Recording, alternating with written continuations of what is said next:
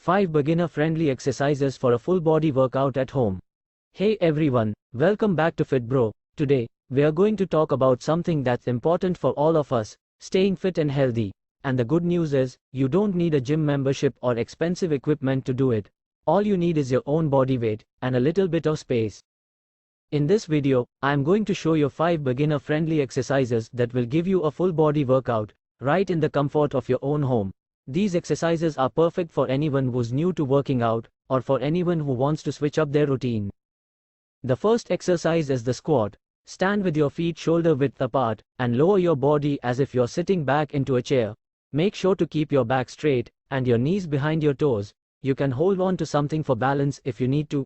Aim for 3 sets of 10 reps. The second exercise is the push-up. Get into a plank position, with your hands on the floor and your body in a straight line. Lower your body towards the floor, then push back up. Again, aim for 3 sets of 10 reps.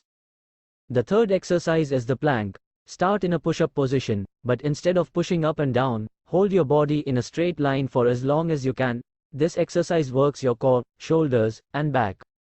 The fourth exercise is the lunges. Stand with your feet hip width apart, then step forward with one foot and lower your body until your thigh is parallel to the floor.